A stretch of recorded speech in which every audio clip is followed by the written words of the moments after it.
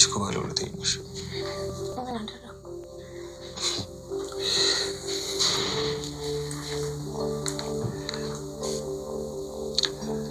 ጥፍሮችሽ በጣም ነው የሚያማምሩት። በስራ እኮ ተበላሽተዋል። እኔ ግን በሜካፕ ከደመቁ ጥፍሮች ይልቅ በስራ የዶለደሙ ጥፍሮችን ሞር የሚስቡ። ለሁሉም አይደለም እንዴ? እና እኔን ከሳፈልሽ አይበቃ?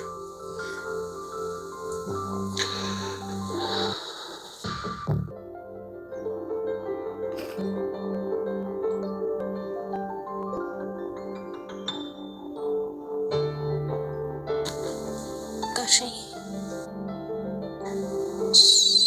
እንደሱ አትበይ። እና ማን ልበል? ብሩክ ብለሽ ጥሪኝ።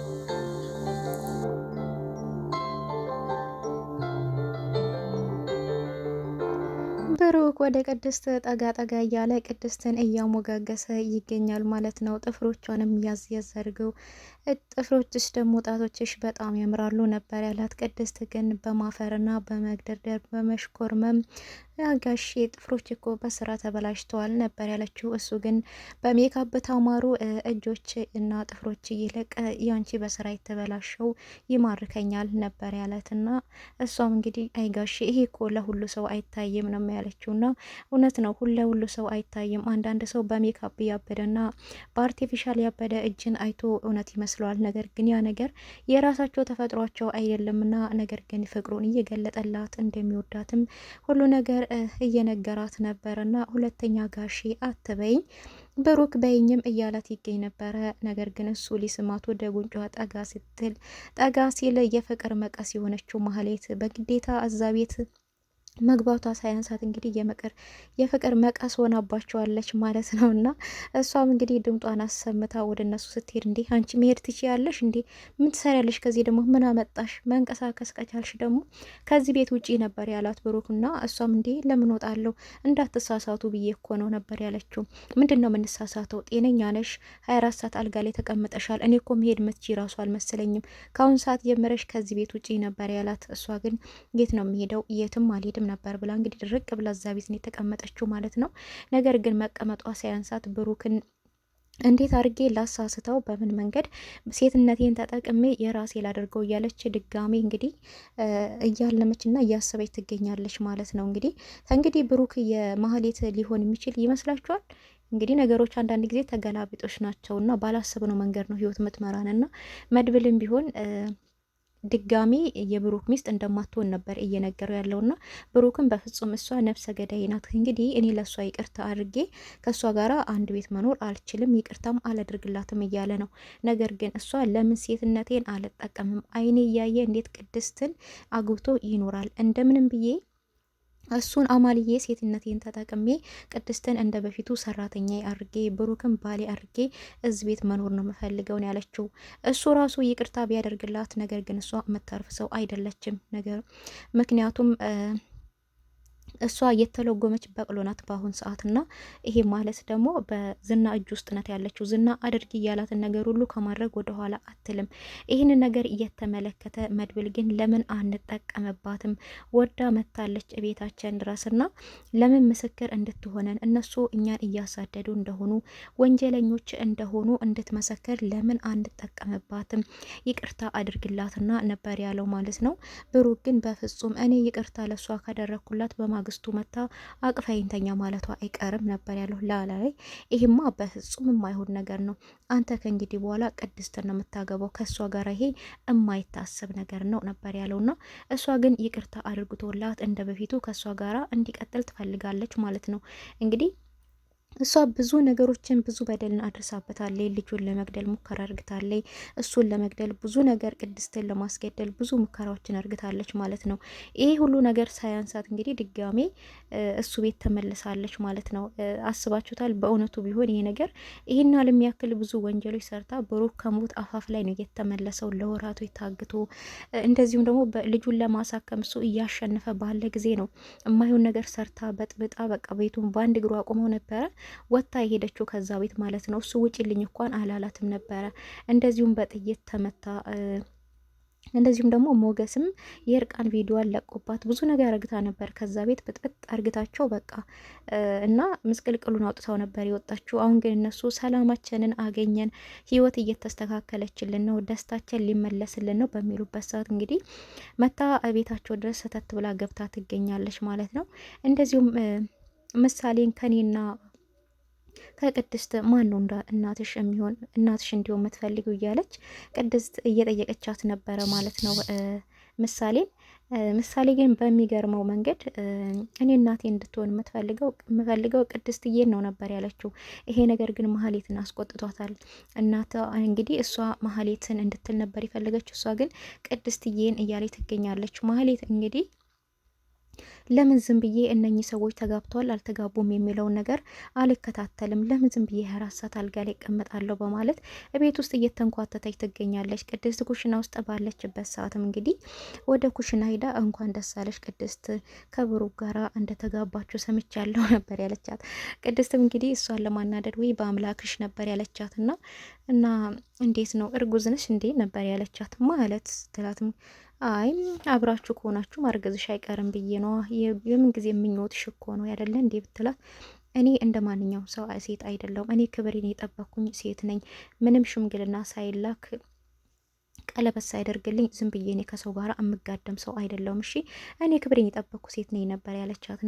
እና እስካሁን ድረስ አብሬ ያልተኛው ማለትሽ ነው ነበር ያለቻት። እንግዲህ የምትጠይቃት ጥያቄ የሚገርም ጥያቄ ነው። ለማወቅ የምትፈልገው እንግዲህ እውነት እሷን አግብቷታል አላገባትም የሚለውን ነገር ነው ለማጥናት እየሞከረች ያለችውና ቅድስትም እንግዲህ ብቻዋን በማሰብ አብሬ ተኝቻለሁ ብዬ ላቃጥላት እንዴ ርር ትበል እያለች እንግዲህ ዝም ስትላት፣ ዝም አልሽኝ እኮ ቅድስት እየብትላት፣ አይ እሱ ምን ያደርግልሻል በማለት እንግዲህ እንድትጠራጠር አደረገቻት ማለት ነው። ለምን ያደርግልኝ ያው ባውቀው ምን ችግር አለው ትላት፣ አይ አይጠቅምሽም ብታውቂም ባታውቂም ብላ ነበር የዘጋቻት ቅድስትና እንደዚሁም ኩሽናው ደግሞ ናፍቆኛል፣ ምግብ ሰርቼ ከበላው ስንት ጊዜ መሰለች ነበር ያለቻት። እሱማ ብሰራ ነበር የሚገርመን። እንግዲህ ማን ነገር ሲያመላልስላት ማን ነገር በቅሎ ሲሆንላት ነው ኩሽና ገብታ ምግብ የምሰራው። ኤፍራታም እንግዲህ ደውላ እቤት ገብተሻል፣ ግን እንዳትወጪ፣ ወደዚህ እንዳትመጪ፣ እውነት የተመለሹ ከልብሽ ተጸጽተሽ እንደሆነ የተመለሹ ለመድብል ነግሬዋለሁኝ፣ ከልብሽ ተጸጽተሽ ይቅርታ ጠይቀሽ እዛው ቤት ዘንበለሽ ኑሪ ነበር ያለቻትና እንግዲህ ኤፍራታ እሷም ስለ ምክርሽ አመሰግናለሁ፣ ነገር ግን ውጪልን ከቤታችን እያሉኝ ነው ነበር ያለቻትና በፍጹም እንዳትወጪ ነው ያለቻት። እስቲ ይሄን እንኳን ቢሆን አሸንፊ፣ በፍጹም ከቤታቸው እንዳትወጪ፣ አውጥተው ቢወረውሩሽ እንኳን ከበረንዳ ላይ እንዳትሄጂ፣ በር ላይ ተቀመጪ እንደውሻ ነበር ያለቻት። ኤፍራታም እንግዲህ ወደ እሷ እንድትመለስ አትፈልግም። እሷም እንግዲህ አዎ እንዳልመጣብሽ ነው ይሄንን ነገር የምትይኝ አይደለ ብትላት፣ አዎ እንዳትመጭብኝ ነው፣ እኔ የታላቅ ጡረተኛ አልፈልግም፣ እዛው ከነሱ ጋር ጠባይሽን አሳምረሽ ከቤት ውጭ ቢሉሽ እንዳትወጪ በረንዳ ላይ ተቀመጪ ነበር ያለቻትና የሚገርም ነው። እሷም የመከረቻት ምክር ያልታሰበ ምክር ነው። ማህሌት ግን የተመለሰችው ከልቧ ተጸጽታ ሳይሆን የራሷን ስራ ለመስራት ነው። ደግሞም ቢወረውሯትም በር ላይ እንደ ውሻ እንድትቀመጥ ነው እያዘዘቻት። ነገር ግን አቶ ዝና አላረፈም። ወደ እነሱ ተጠጊ፣ ልጅቷን ቅረቢያት፣ አቅርቢያት፣ ፍቅር ስጫት፣ ከዛም በኋላ እሱንም ተጠጊውን ለማነጋገር ሞክሪ፣ ሳምንት ባልሞላ ጊዜ ውስጥ አቅፎሽ ይተኛል ነበር ያላትና ዝና አለማረፏንም እንደዚሁ እንግዲህ ትትናም ሌላ ችግር ውስጥ ገብታ ትገኛለች። ካሌ ሞሲሳ የሚባለው እንግዲህ የዝና አለቃ ነውና እሱም ልቡ እንዳረፈባት ወደ እኔ አምጣት እንዳለው ዝናም ደግሞ እሱም እንደወደዳት ሉላ የምትባል ፍጡር በህይወቷ ያለች አይመስለኝም፣ ስንት ወራትን አስቆጠረናል፣ ስለዚህ የወደፊት ሚስቴ አንቺ ነበርሽ የምትሆኙ ብዬ አስቤያለሁ፣ ነገር ግን ከሞት ላተረፍሽ አልቻልኩም፣ ይቅርታ ነበር ያላትና እና ለምን አትገሉኝም ከምታሰቃዩኝ ነበር ያለችው።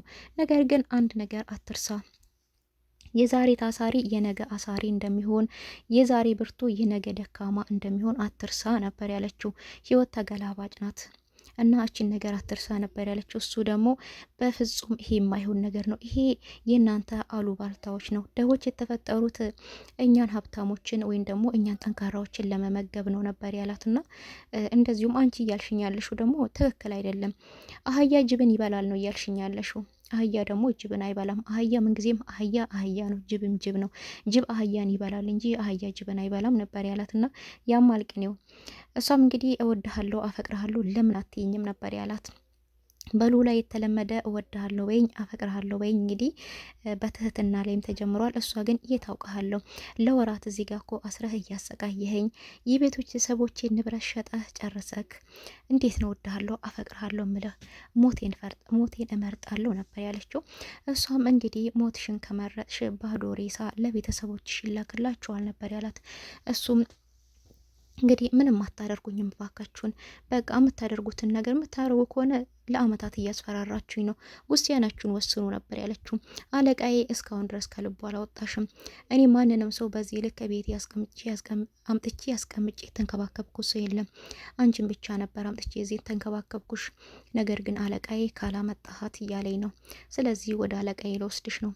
አለቃው ትህትና ምን ሊያደርጋት ፈልጎ ነው? ትህትና ምንም መሆን የለባትም፣ መውጣት አለባት። እንዳለችውም ሰርታ ተለውጣ ቤተሰቦቿን መለወጥ መቻል አለባት። እንግዲህ እነ ብሩክና እነ መድብል ደግሞ ለህግ አካል አመልክተው የህግ አካል ደግሞ የነኝን የሰዎች ስራ አይቶ ትህትና ብቻ አይደለችም እንደዚህ አይነት ህይወት ውስጥ ያላቸው ብዙ ሰዎች አሉ በእንደዚህ አይነት ስራ ውስጥና ሁኔታ ውስጥ ያሉ፣ እነሱም ደግሞ ነፃ መውጣት መቻል አለባቸው።